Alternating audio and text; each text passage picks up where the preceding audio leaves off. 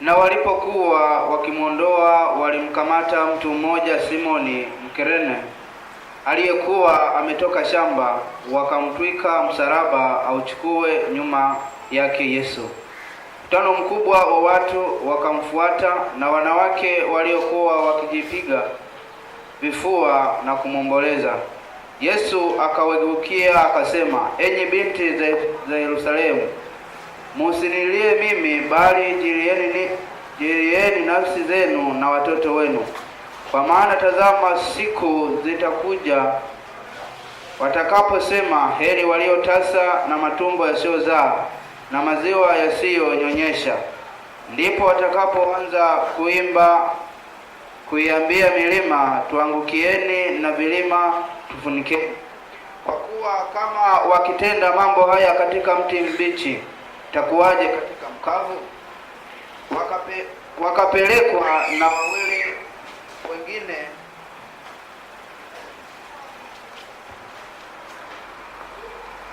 tarudia mstari wa 29.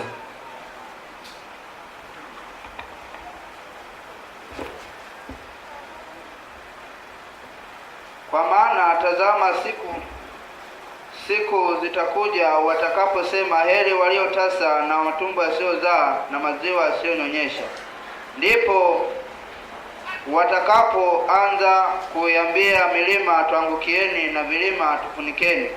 Kwa kuwa kama wakitenda mambo haya katika mti mbichi, itakuwaje katika mkavu? Wakapelekwa na wawili wengine wahalifu wauawe pamoja naye. Na walipofika mahali paitwapo Fuvu la Kichwa, ndipo walipomsulubisha yeye na wale wahalifu, mmoja upande wa kuume na mmoja upande wa kushoto. Yesu akasema, Baba, wasamehe, kwa kuwa hawajui watendalo. Wakagawa mavazi yake wakipiga kula. Watu wakasimama wakitazama. Wale wakuu nao walikuwa wakimfanyia mzaha, wakisema, aliokoa wengine na jiokoe mwenyewe, kama ndiyo Kristo wa Mungu, mteule wake. Wale askari nao wakamfanyia dhihaka, wakimwendea na kumletea ziki, huku akisema, kama wewe ndiye mfalme wa Wayahudi, ujiokoe mwenyewe. Na juu yake palikuwa na anwani, huyu ndiye mfalme wa Wayahudi. Na mmoja wa wale wahalifu waliotungikwa alimtukana akisema, je, wewe ni Kristo? Jiokoe nafsi yako na sisi. Lakini yule wa pili akamjibu akamkemea akisema, wewe umwogope hata Mungu, nawe u katika hukumu hiyo hiyo? Nayo ni haki kwetu sisi, kwa kuwa tunapokea malipo tuliyostahili kwa matendo yetu, bali huyu hakutenda lolote lisilofaa. Kisha akasema, Yesu, nikumbuke utakapoingia katika ufalme wako. Yesu akamwambia, amini nakwambia, leo hivi utakuwa pamoja nami peponi. Hapo ilikuwa yapata saa 6, kukawa giza juu ya nchi yote hata saa 9. Jua limepungua nuru yake, pazia la hekalu likapasuka katikati. Yesu akalia kwa sauti kuu akasema, Baba, mikononi mwako naiweka roho yangu. Alipokwisha kusema hayo, alikata roho. Yule akida alipoona yaliyotukia, alimtukuza Mungu akisema, hakika yake mtu huyu alikuwa mwenye haki. Yesu akalia kwa sauti kuu akasema, Baba, mikononi mwako naiweka roho yangu.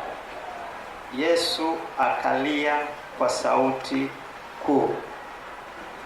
Na Yesu ambaye ni Mungu na alikuwa na nafasi ya kuwa mwanadamu, alikuwa na sehemu zote mbili, kwa ni Mungu kamili na alikuwa pia ni mwanadamu kamili. Lakini hapa akalia kwa sauti kuu kwa ajili ya maumivu na uchungu na mateso, na kama mwili sasa ulikuwa umechoka. Mwili ulichoka na ukaleta hisia ya maumivu kwenye ufahamu. Tazama Mwokozi Tunajifunza leo habari ya kumtazama Mwokozi huyu aliyelia. Nataka tujifunze mambo kadhaa katika hii mistari ya kuanzia 26. Wiki iliyopita tulishia sehemu ambapo Pilato atoa kutolewa sasa mchakato wa hapa. Mstari wa kukumbuka anasema, niangalieni mimi mkaokolewe enyi nchi zote za dunia, maana mimi ni Mungu, hapana mwingine. Huu ni mstari wetu wa kukumbuka, na tutausimamia sana huu mstari leo, kwamba kumtazama Mwokozi. Anasema tumtazame yeye ili tupate kuokolewa. Tunamtazamaje huyo Mwokozi ambaye alilia pale msalabani? Tunamtazamaje? Kuna vipengele ambavyo tutaenda kujifunza. Lakini kiangalia kwenye kweli kwa anasema Kristo alikufa Calvary ili wote watakao mtazama kwa ajili ya wokovu waweze kuokolewa. Huyu aliyekufa msalabani, kwa yote atakayemtazama apate kuokolewa. Kwa hiyo ndio mstari wetu wa kukumbuka kweli kuu yetu. Kristo alikufa Calvary ili wote watakao mtazama kwa ajili ya wokovu. Kwa ajili ya wokovu. Unajua unaweza kuwa unamtazama kwa ajili ya kumtazama. Unaweza kutazama tu kitu kwa, lakini ukimtazama kwa kusudi la wokovu utapata wokovu. Ukimtazama kwa kusudi la kupata kitu kutoka kwake utakipata. Lakini unaweza kuamua kutazama. Unaweza kuamua kunitazama mimi hapa. Kanitazama tu lakini usinielewa. Lakini unaweza kunitazama kutaka kunielewa ndani. Utanielewa katika nafanya ya swali. Je, ni nani anapaswa kulaumiwa kwa ajili ya kifo cha Bwana Yesu? Ni nani? Ni nani anapaswa kulaumiwa kwa ajili ya kifo cha Bwana Yesu? Nataka nianzie hapo leo. Tujifunze sana habari za Yesu. Wakati mwingine tunakwenda kwenye mwaka Pasaka na soma historia za Bwana Yesu, lakini ni nani hasa anapaswa kulaumiwa? Vijana, naomba mic tafadhali itembee. Ni nani hasa anapaswa kulaumiwa na kifo cha Bwana Yesu? Tusaidiane kuzungumza hapo.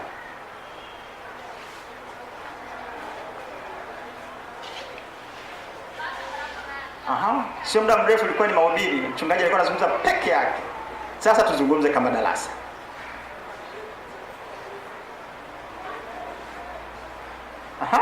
Maiki vipi, hazipo?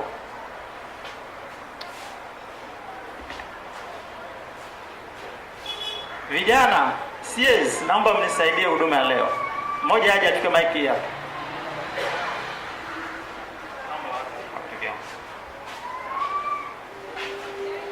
Peke pale ile mama. Naomba tuzungumze, muda umekwenda sana lakini lazima tuzungumze. Bwana Yesu asifiwe. Amina. Mimi nafikiri kwa upande wangu hakuna wa kulaumiwa. Kwa sababu Yesu alikuja ili wote tupate wokovu. Okay, hakuna wa kulaumiwa. Asante. Mungu akubariki kwa mawazo. Mwingine? Pekeshe maski kiongozi pale. Mimi najaribu. Naona mimi naweza nikasema ambaye anaweza kulaumiwa kwa ajili ya kifo cha Bwana Yesu ni mimi mwanadamu. Kwa sababu inamaanisha Adamu na Hawa walipokosa ndipo waliposababisha kwamba dhambi iweze kuingia duniani, lakini dhambi haikuwepo. Kwa maana hiyo ikamlazimisha Bwana Yesu kwamba asulubiwe kwa ajili yetu sisi. Kwa hiyo hakuna wa kulaumiwa. Mpe amalizie. Hakuna wa kulaumiwa. Kulaumiwa ni sisi wanadamu au ni mimi mwanadamu? Okay, wanadamu ni wa kulaumiwa. Asante. Mpe shemasi kiongozi wa mwisho aendelee.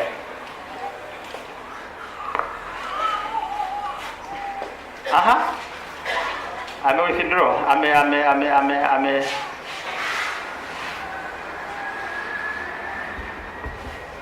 Asante. Kuna wengine wanasema kwamba labda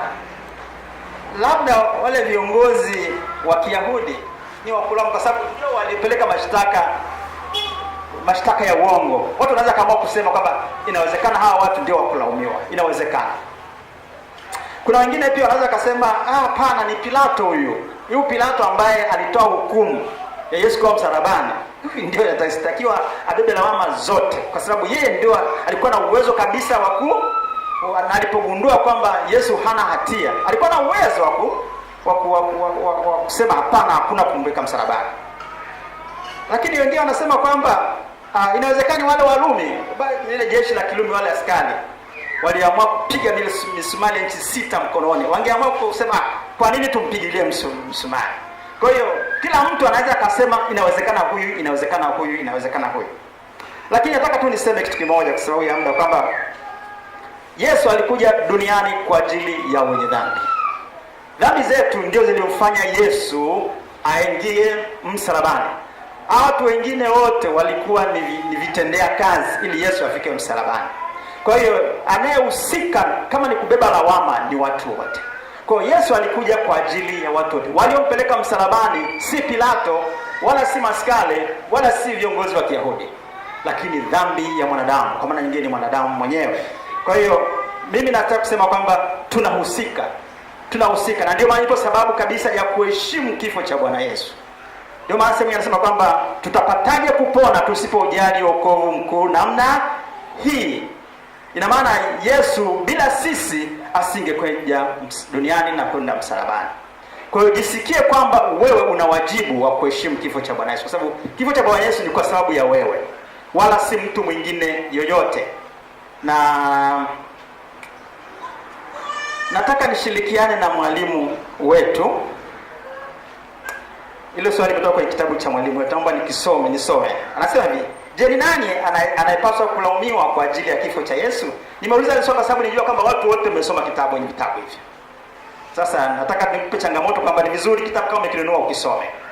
Naomba nisome. Je, ni nani anapaswa kulaumiwa kwa ajili ya kifo cha Yesu? Wengine wanawalaumu wale viongozi wa Kiyahudi wakisema ya kwamba wao ndio waliomsulubisha Yesu. Wengine wanasema kwamba ni Pilato kwa sababu hakuruhusu Yesu kufunguliwa hata baada ya kukosa hatia dhidi yake. Na wengine wanawalaumu wale askari wa Kirumi waliompiga Yesu juu ya msalaba.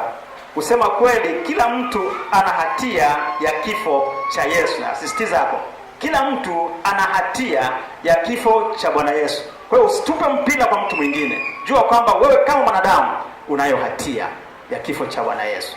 Kwa maana hiyo basi, ipo sababu ya kujiweka vizuri, kuheshimu na kuangalia huyo Yesu aliyekuwa msalabani kwa ajili ya wewe.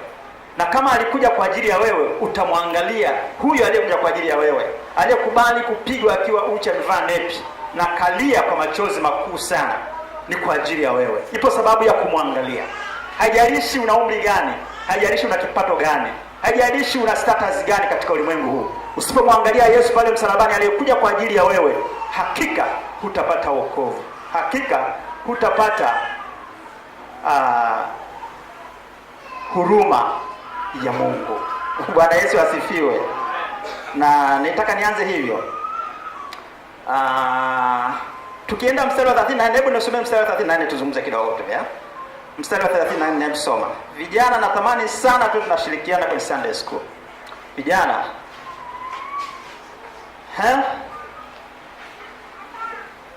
Mimi ni kiongozi wa vijana. Kwa hiyo vijana mnisamehe tu. Ninapokuwa mnalegea nitasema.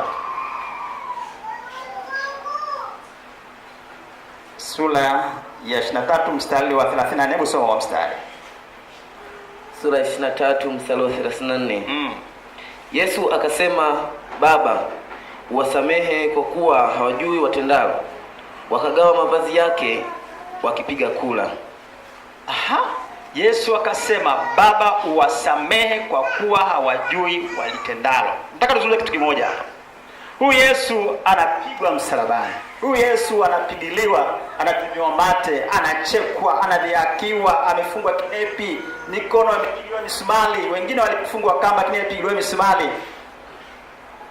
Lakini kabla hajakata roho alisema, Baba, uwasamehe hawa watu kwa sababu hawajui walitendalo. Nataka tujifunze kitu kimoja hapo, kwamba kwa nini Yesu alisema vile, na sisi tunajifunza nini katika maisha yetu ya Ukristo. Kwa nini Yesu alisema vile, na alikuwa anatufundisha nini sisi? Naomba tuzungumze. Wewe unafikiri kwa Yesu alikuwa anatufundisha kitu gani? Na kitu gani ambacho tunakipata hapa? Watu wanampiga, wanamdhihaki, lakini anasema uwasamehe. Tunajifunza nini? Wewe unaelewa nini hiyo mstari wa 34? Tafadhali mike ipite tafadhali, usitembee. Mzee Liendeka nataka kusema kitu, naomba useme. Bado naendelea kutafakari. Asante. Tunajifunza nini? Naona mzee anataka kuzungumza kitu pale. Nenda mtamwona. Haya, chukua maiki mzee wangu. Asante. Bwana asifiwe sana. Amina. Mimi naona somo kubwa ambalo tunajifunza hapa. Yesu alituombea msamaha kwa sababu ya upofu wa dhambi ambayo ilikuwa imefanyika. Kwa hiyo hatukuwa tunajua tunafanya nini. Ndio maana akasema kwamba Baba uwasamehe kwa sababu hawajui wanalolifanya. Asante. Kutokana na upofu wa dhambi ambayo ilikuwa imefanyika. Very good. Asante. Anazungumza yeye amepata kitu kwamba Yesu aliona jinsi tulivyo hatuoni, akatuombea msamaha. Lakini tunajifunza nini katika huo msamaha? Tunajifunza katika ya maneno yake, Baba uwasamehe. Tunajifunza nini?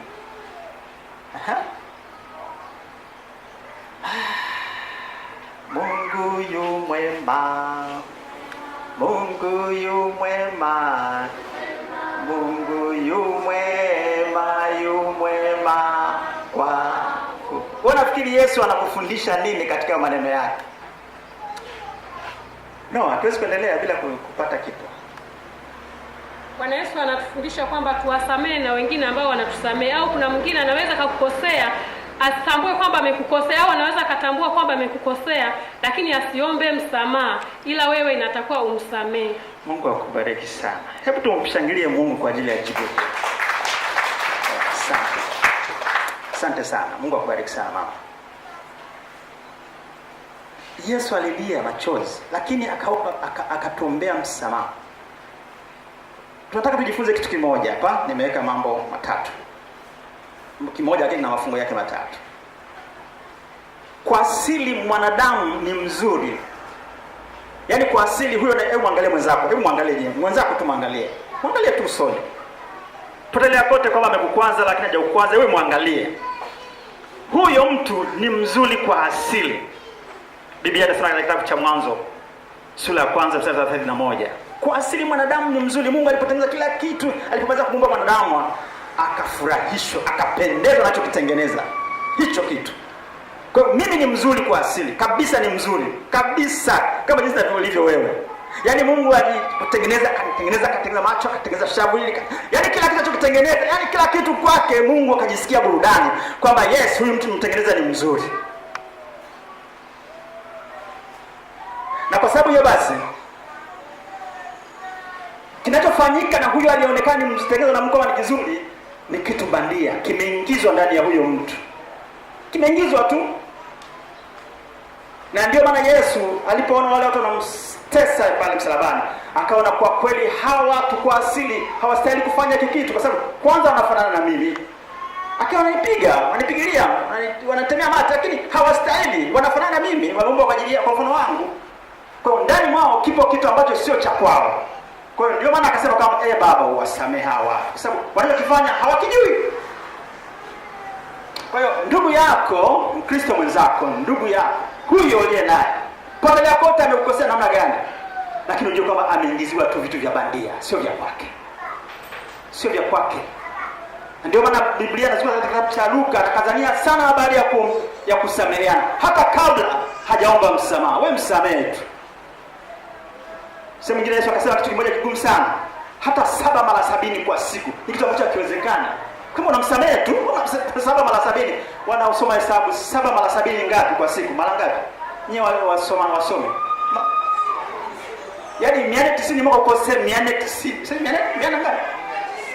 Yaani kila siku kila mmoja anakosea saa moja, akukosea saa 2, saa 3, mpaka 400 zote anakosea. Lakini Yesu anasema ni kitu ambacho ni kitu kama hakiwezekani vile. Kwa maana nyingine kwamba msamaha lazima uwepo ndani ya mtu. Wakati mwingine anaweza kuwa ni kitu kigumu sana kumsamehe mtu, lakini bado Yesu anasema kwamba yasiwezekana kwa mwanadamu, kwa Mungu inafanya nini? Inafikia kipindi ambacho tunatakiwa tumuombe Mungu neema ya kusamehe. Kwamba Mungu, mbona hiki kitu kinanipa tabu kusamehe? Mimi kwa kweli kuna kipindi nilipita kipindi moyoni mwangu nikajenga maumivu sana. Na nikaona jinsi ambavyo ninakwenda jehanamu.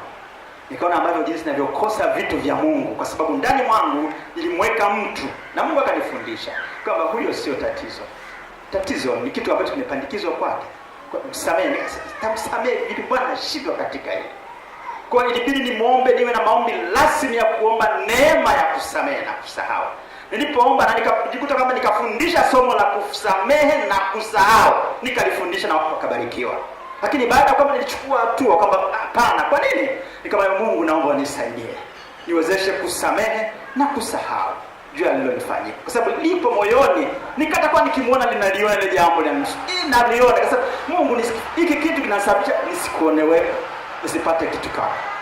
Kwa hiyo ninaomba unitie. Kwa hiyo kuna vitu ambavyo kweli vinashindikana, lakini ipo neema ya Mungu, na Mungu anajua kabisa kwamba mwanangu hapa hiki kitu hawezi, lakini tukimtazama kama tunataka kusoma baada ya kujifunza baadaye, anatuwezesha kusamehe.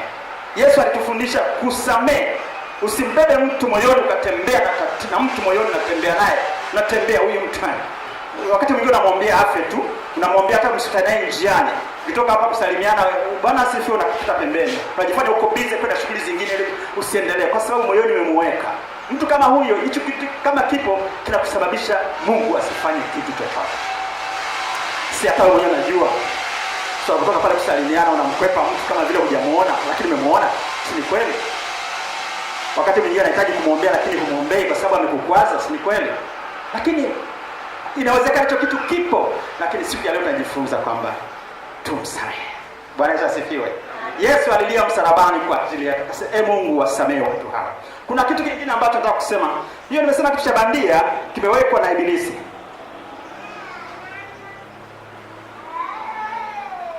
Shetani ndiye adui wa Mungu na wa watu wa Mungu na wa kila jambo lililo jema. Huyo ndio tunatakiwa tupambane naye. Kwa hiyo ukimwona kuna kitu kimeibuka kutoka kwa mwenzako, pambana na hiyo roho. Nazika kuna roho ya uchoyo iko ndani ya yule mtu. Anakunyima kitu, anakiona kabisa yule mtu anacho kitu anakunyima. Usipambane naye. Pambana roho ya nini? Ya uchoyo. Hebu tuseme roho ya uchoyo jamani. Tieni moyo. Semeni roho ya uchoyo. Tupambana roho. Umeona roho ya uchoyo iko ndani ya mpendwa mwenzako. Usipambane naye, pambana ile roho ya uchoyo, kwa sababu ni shetani anaweka roho chafu ile ndani ya yule. Kwa hiyo unapambana, unaing'oa. Sawa? Unaing'oa kwa sababu umepewa mamlaka, uwezo na nguvu. Inawezekana ukaomba leo isitoke leo wala kesho, lakini ipo siku moja nafanya nini? Itatoka. Siku moja nilikuwa na mwalimu mwenzangu, mfanya kazi. Actually alikuwa anapenda sana huduma pamoja na sisi, anakuja kwenye ibada lakini hataki kuacha dhambi. Hataki. Lakini kwenye ibada zao anakuja tu anashiriki. Mungu mbona kastadi kingine kaajabu hapa. Mambo yote ya kidini yupo, lakini tukakubaliana na wenzangu tukasema tukashikana mikono, tukasema sasa huyu mtu tung'oe roho ya kutokukiri Yesu kama Bwana Mwokozi wa maisha yako. Kwa hiyo tukaing'oa ile roho kwa mamlaka. Tukasema sasa tunaing'oa. Huyu mtu ana asili ya Mungu. Kwa tulipofanya tendo la kuing'oa, sio kupambana yule mtu. Kama wewe roho ya kutokuamini na kukiri Yesu kwa Bwana Mwokozi ambao umeingia ndani ya huyu mama, utoke. Haikupita muda mrefu, yule mama alikuja kupiga magoti kwa machozi. Naomba niokoke. Na sio kama tunaenda tukamshuhudia. Sasa okoka, unajua usipookoka utakufa.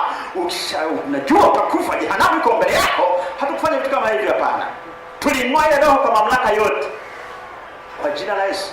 Wewe roho ya kukuamini, roho ya kukiri Yesu kwa Bwana Mwokozi wa maisha ya mwanadamu, umeingia ndani ya huyu mama, tunakung'oa leo, toka.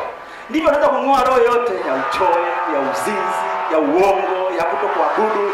Unajua kabisa iko ndani ya mtakatifu mwenzako. Usipambane naye, mpende yule mtu, msaidie, lakini ing'oe ile roho. Ni kwa sababu yeye roho ya shetani ndiye adui wa Mungu na adui wa mwanadamu na ndiye adui wa kila kitu chema. Jambo lingine ambalo nataka nizungumze katika kitabu cha Kolosai sura ya 3 tunaposoma. Kolosai 3:12 mpaka 14. Hebu soma.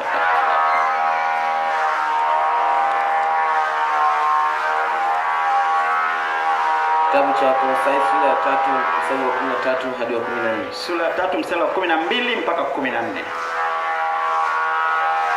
Basi kwa kuwa mmekuwa wateule wa Mungu, watakatifu wapendwao, jivikeni moyo wa rehema na utu wema, unyenyekevu, upole, uvumilivu, mkichukuliana na kusameheana, mtu akiwa na sababu ya kumlaumu mwenzake, kama Bwana alivyowasamehe ninyi, vivyo na ninyi.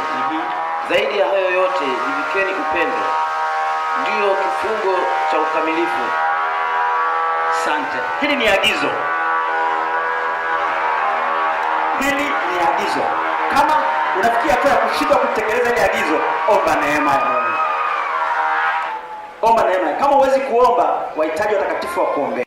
Oshwa kwa damu ya thamani ya Yesu, kama ulivyooshwa wewe. Kama huwezi kumpenda, kama huwezi kumsamehe, hili ni agizo. Chukua hatua ya kuomba, kufunga na kuomba. Kama huwezi, omba msaada wa maombi ya watu wengi, kwa sababu kwa vyovyote vile utakuwa unaishi kwa hasara. Naogopa kuishi kwa hasara katika ulimwengu wa sasa uliochoka. Huu ulimwengu umechakaa sana. Kuna mambo ya ajabu ajabu tu. Sasa kama unafikia mahali fanya huwezi kumsamehe mwenzako, kama huwezi narudia tena, omba. Tafuta mbinu zote za kuomba. Kama huwezi kuomba, hitaji msaada wa watakatifu wenzako, kwa sababu yule mtu ameoshwa kwa damu ya thamani ambayo imeosha dhambi zako mwenyewe. Wote tumekuwa ni watoto wa baba mmoja. Kwa hiyo hili ni agizo ambalo Yesu Kristo analitoa kwetu. Narudia tena, anasema basi kwa kuwa mmekuwa wateule wa Mungu, watakatifu wapendwao, jivikeni moyo wa rehema, utu wema, unyenyekevu, upole, uvumilivu, mkichukuliana na kusameheana. Yesu alitoa agizo. Alipokuwa anasema Mungu wasamehe, ilikuwa ni agizo kwetu kwamba na sisi tuwasameheane, ili tuweze kupata vitu vizuri kutoka kwa Mungu. Mungu atusema angesema kwamba usipowasamehe wengine, hatuwezi Mungu kutusamehe. Katika kitabu ile sala ya Bwana, Mungu samehe kama sisi tunavyowasamehe walio tukosea. Ni sala ambayo unajifunga mwenyewe kwamba kama hujasamehe huwezi kusamehewa na Mungu. Kama hujasamehe huwezi kupata kutoka kwa Mungu. Kwa hiyo kama tunaishi maisha ya shida kwa sababu hatutaki kusamehe. Yesu akatoa agizo, Mungu wasamehe. Na hapa anasema kwamba tuchukuliane, tusameheane. Bwana Yesu asifiwe. Amen. Tuko pamoja? Amen. Kuna swali?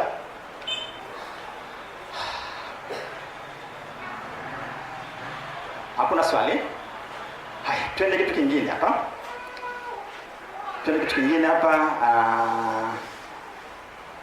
Kuna kitu ambacho tutakisoma hapa kwenye mstari unasema kwamba viongozi wa Kiyahudi actually walipaswa kuwa wa kwanza kumjua Yesu, kwa maana walikuwa wanajivunia mfahamu wao wa neno la Mungu. Of course walikuwa wanaifahamu sana Torati, lakini nikaanza kutafakari kitu kimoja. Hivi kwa nini walikuwa wanafahamu? Kama walikuwa wanafahamu Torati, walikuwa wanamjua kabisa Yesu kwamba huyu ni nani, ni Yesu amekuja na ni mwana wa Mungu na amekuja kwa kusudi, kwa sababu walikuwa wanafahamu Torati. Lakini kwa nini walimsulubisha? Kwa nini walimjengea mashtaka ya uongo ili asulubishwe? Nikapata kitu kimoja ambacho hata mwalimu Kiana anakizungumza kwamba hawa watu walikuwa na chuki dhidi. Navyo hawa watu viliwafanya kumuona Yesu kama ni takataka. Kwamba actually walikuwa wanamfahamu Yesu sana kwa sababu walikuwa wanajua Torati. Walikuwa wanasoma sana Torati. Walikuwa wanajua habari za Yesu anayekuja kama si. Walikuwa wanafahamu. Lakini wakatoa nafasi ya kuwa na wivu na chuki juu ya huyu mtu. Biblia inasema katika kitabu cha Waefeso sura ya 4 mstari wa 27. Soma 4:27. Unaweza kusoma hata kwa kichwa kwa sababu ni mstari ambao mnaofahamu. Soma tu. Efeso 4:27.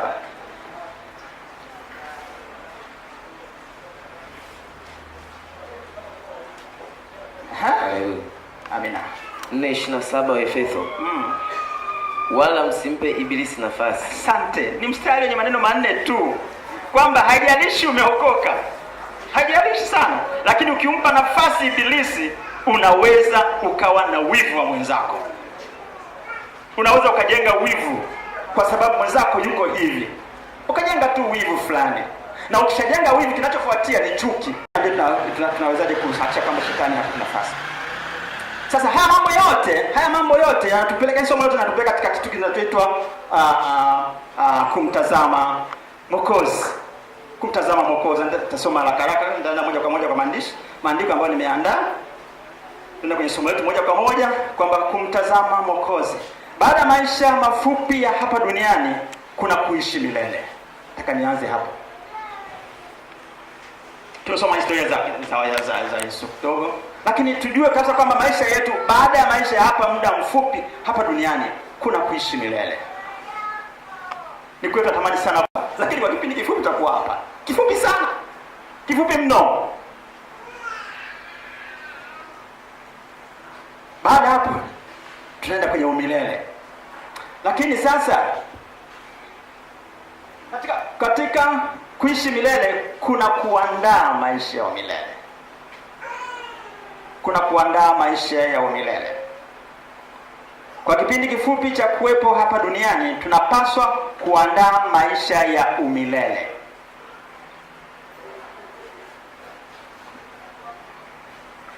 Sasa tunayaandaje maisha ya umilele? Tunayaandaje maisha ya umilele? Kuokoka ni kitu kimoja. Kuandaa maisha ya umilele ni kitu cha pili. Kuokoka ni hatua ya kwanza ya kuandaa maisha ya umilele. Naomba tusome kitabu cha, naomba vijana watatu wafungue. Mmoja afungue Ibrania 4:12, na mwingine afungue Ufunuo 19:12, na mwingine afungue Yohana 1. Na nitapenda msome kwa hebu tuanze hiyo wa Ibrania. Tuanze wa Yohana 1 mpaka 5. Yohana sura ya kwanza mstari wa kwanza mpaka wa 5. Hapo mwanzo kulikuwa na neno, naye neno alikuwa kwa Mungu, naye neno alikuwa Mungu. Huyo mwanzo alikuwa kwa Mungu. Vyote vilifanyika kwa huyo, wala pasipo yeye hakikufanyika chochote kilichofanyika. Ndani yake ndimo kulimokuwa uzima, nao ule uzima ulikuwa nuru ya watu. Nayo nuru yang'aa gizani, wala giza haikuliweza. Asante. Hapo mwanzo kulikuwa neno. Neno alikuwa kwa nani? Kwa Mungu. Ni nani huyo neno? Yesu. Huyo neno ni nani? Yes baba. Yesu Kristo. Yaani ukifuatilia neno unakuta tu Yesu anajiweka wazi kwamba ndio mwenyewe. Ndio mwenyewe huyo. Yaani Yesu ndio mwenyewe mwenye neno. Yaani ndio tamko la Mungu huyo Yesu mwenyewe. Kwa Yesu akasema, Mungu akasema kwamba na kiwe hiki mwenye neno akaenda akifanya nini? Akitengeneza. Yaani akisimama tu Yesu anatengeneza. Kwa hapo Biblia neno Yesu mwenyewe anakwenda mwenyewe kama mtendaji. Kwa tunapozungumzia habari ya neno sasa nataka nikuweke hapo, tunazungumzia habari ya Yesu straight. Kwa tunaposema kwamba kumtazama Mwokozi, tunataka kuzungumzia habari ya kulitazama neno la Kristo. Tunataka kutazama Mwokozi ambaye ni Yesu Kristo. Tunataka tujilenge hapo kwanza. Aliyepata Ufunuo 19:12 mpaka 16. Ufunuo 19:12 mpaka 16. Na mwingine ajiandae Ibrania 4:12. Ufunuo sura ya 19 mstari wa 12 mpaka 16. Na macho yake yalikuwa kama mwali wa moto, na juu yake kichwa chake vilemba vingi. Naye ana jina lililoandikwa asilolijua mtu ila yeye mwenyewe. Naye amevikwa vazi lililochoviwa katika damu, na jina lake aitwa Neno la Mungu. Na jina lake aitwa Neno. Endelea. Na majeshi yaliyo mbinguni wakamfuata, wamepanda farasi weupe na kuvikwa kitani nzuri nyeupe safi. Asante. Unaweza kuendelea kwa wakati wako. Hebu alipata Ibrania. Asome Ibrania 4:12. Maana neno la Mungu li hai, tena lina nguvu, tena lina ukali kuliko upanga wao wote ukatao kuwili, tena la choma hata kuzigawanya nafsi na roho na viungo na mafuta yaliyomo ndani yake, tena lije pesi kuyatambua mawazo na makusudi ya moyo. Unaweza kuendelea kwa wakati wako. Lakini tunaandaje maisha ya umilele? Nataka kusoma haya maneno machache. Nimesoma hiyo mistari, ngai naweza kusoma mistari mingi tu, lakini nataka kumweka wazi Kristo kwamba tunaandaje maisha ya umilele. Tunaandaje? Ni kumtazama Mwokozi. Tunajiandaa kwa maisha ya umilele kwa kumtazama Mwokozi. Na tunamtazamaje Mwokozi? Katika neno lake. Bwana Yesu asifiwe. Bwana asifiwe. Tunamtazama Kristo. Tunamtazama Kristo. Unapomtazama Kristo, na maana unapojihusisha na neno la Mungu, ndipo huyo Kristo mwenyewe mwenye neno analiweka wazi ndani mwako, unajitengeneza. Bwana Yesu asifiwe. Kwamba ndani ya neno la Kristo, ukimtazama Kristo, kwa maana ukimtazama neno la Mungu, utamkuta humo Yesu, atakwambia ya kupasayo kufanya. Ndio maana katika Ibrania 10 anasema kwamba watu sikose kukusanyika, kwa sababu tutakapokusanyika tutasaidiana, kutengenezana, kuonyana, kuelekezana, kwa sababu tunaelekezana kutoka katika neno la Kristo. Ninaomba tuende haraka niwakusudia kuyafanya, muda wangu na umekwenda vya kutosha. Kipengele kingine hapo nataka kusema kwamba nikazie hapo kwamba tunapozungumzia baada ya kumtazama Kristo, tunalitazama neno la Mungu. Kwa sababu tunasema kwamba tumtazame Kristo. Kumtazama sasa tunafanyaje? Tunamtafuta Kristo, tunaanza kwa tunamwangalia. Si ndio Unaweza kashinda tangu asubuhi mpaka mchana mpaka jioni unamwangalia. Huyo Yesu, huyo. Sidhani kama ina maana hiyo. Lakini tunapomtazama Kristo, maana kwamba tunalenga kumuona Kristo ndani mwetu. Sasa tunamtazamaje? Hilo ndio swali ambalo nataka niangalie. Tunamtazamaje? Tunamtazamaje huyo Kristo? Naomba tusome kitabu cha Mhubiri 3. Moja afungue Timotheo wa 2 sura ya 2. Nataka niseme kitu kimoja hapa. Samahani ndio kwa spidi kali, muda umekwenda vya kutosha. Lakini Mungu anisaidie, awape neema ya kunielewa. Mhubiri sura ya 3 mstari wa kwanza. Unaweza kusoma tu mstari wa kwanza, lakini unaweza kuendelea mpaka mstari wa 8. Kwa kila jambo kuna majira yake, na wakati kwa kila kusudi chini ya mbingu. Asante. Unaweza kuendelea mpaka mstari wa 8, anazungumzia habari wakati wa kupanda, wakati wa kuvuna. Timotheo 2 sura ya 2 mstari wa 7. Timotheo 2 sura ya 2 mstari wa 7. Yafahamu sana hayo nisemayo, kwa maana Bwana atakupa akili katika mambo yote. Asante. Nataka kusema kitu kimoja kwamba unapomtazama Yesu, unapomtazama neno la Mungu, unakutana na Roho Mtakatifu. Ina maana unapokuwa na ushirika na Roho na neno la Mungu, unakutana na Roho Mtakatifu ambaye ndiye mwenye nyakati na ndiye mwenye majira. Atakupa kufanya vitu katika utaratibu wa Mungu. Kwa mwanangu, sasa ni wakati wa kufunga. Mwanangu, sasa ni wakati wa kula. Mwanangu, sasa ni wakati wa kufanya hii, kwa sababu sisi tu watoto wa Mungu. Sasa ndani ya neno la Mungu kuna ufahamu ambao umesoma katika kitabu cha Timotheo wa 2 sura ya 2 mstari wa 7. Kwamba Mungu atakupa akili juu ya mambo haya jinsi ya kuishi. Hatutaishi kama watu wa mataifa. Hatutaishi kama watu wasiokuwa na Mungu, kama alivyosema katika kitabu cha Efeso sura ya 5 mstari wa 15. Kwamba tusiishi kama watu wasiokuwa na hekima. Tunayo hekima ya Mungu, tunayo Roho Mtakatifu. Kwa tukijiweka katika neno la Mungu, tukijiweka katika kulitazama neno la Mungu, kuijua kweli ya Mungu, tutajijua jinsi tunavyotakiwa kuishi kama watakatifu wa Mungu. Hatutaishi kama watu wa duniani. Ni kweli watatucheka watu wa dunia hii, watatuona kwamba tu washamba, watatuona kwamba tumekupitwa na wakati, lakini Roho Mtakatifu atatusaidia kuishi impendezavyo Mungu mwenyewe. Bwana Yesu asifiwe. Inawezekana usione matokeo kwa ghafla, lakini utakapojiwekea jitihada za kulisoma neno la Mungu, Roho Mtakatifu atachukua nafasi yake kukuingiza katika kweli ya Mungu. Hiyo kweli ya Mungu ni neno la Mungu, litakufanya uishi maisha kwa utaratibu wa Mungu. Kuna wakati wa kuvuna na kuna wakati wa kupanda. Kuna wakati wa kulia na kuna wakati wa kucheka. Usitegemee kwamba siku zote utakuwa unacheka. Ipo siku utalia. Lakini utajuaje kwamba huu ni wakati wa kulia? Kuna wakati mwingine unakuta na mateso mazito sana, ukafikiri kwamba inawezekana hapa nimemkosea Mungu. Lakini hapana, Mungu anakusaidia kupita pale kwa ajili ya kusudi la kimungu. Ni kwa sababu tu Roho Mtakatifu atakupa kujua alikupasa kufanya. Kwa swala la kumwangalia Kristo, swala la kumwangalia Kristo msalabani, swala la kumwangalia Kristo msalabani ni swala sahihi la Mungu. Bwana asifiwe. Amen. Bwana asifiwe. Amen. Kuna swali?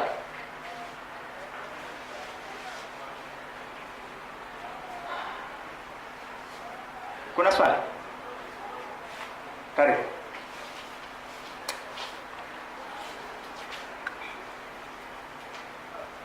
Kitabu cha Luka sura 23 mstari wa 12.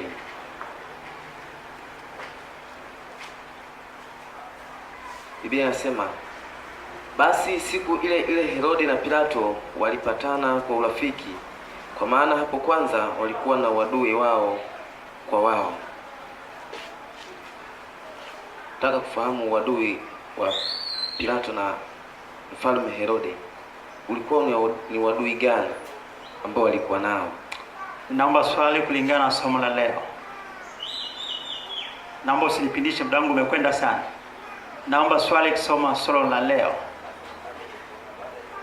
Baada ya ibada mchungaji anasema muone, nitakusaidia. Naomba swali kulingana na somo la leo kwa sababu muda umekwenda. Lakini hilo swali lako mchungaji uko tayari kukusaidia baada ya ibada, tafadhali. Kama hakuna basi naomba nisome moja kwa moja andika hapa afu tumalize kipindi chetu. Katika mstari wa kukumbuka wa Isaya 45:22 na Hesabu, kumtazama Mwokozi ina maana ya kumtumainia yeye.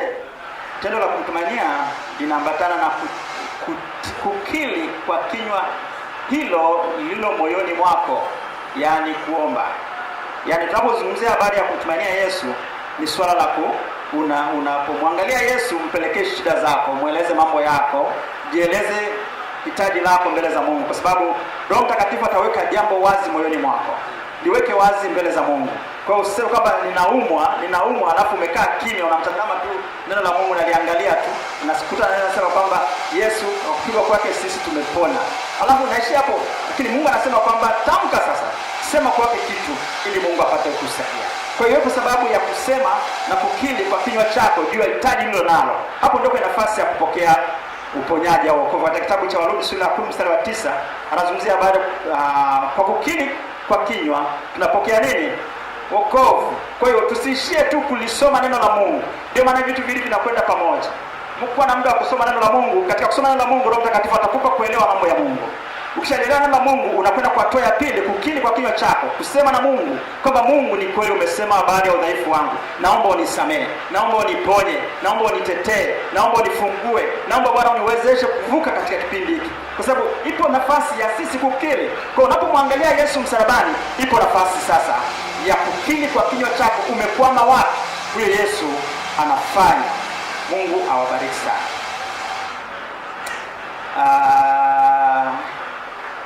Naomba nishie hapo kwa leo. Nia katika maisha ya Ukristo. Naomba tusimame.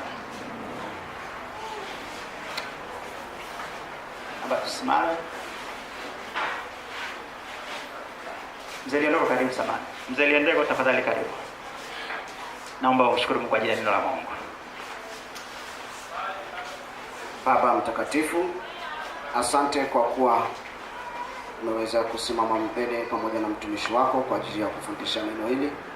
Asante kwa ajili ya Roho Mtakatifu ulioweza kupambanua neno hili katikati ya ufahamu wa watu wako. Asante Baba kwa kuwa neno lako limeweza kugeuza maisha ya watu wako. Baba, tunakushukuru kwa kuwa ibada hii ya kipindi cha Sunday School kimeishia hapa. Tunaelekea katika kipindi kinachoendelea mbele.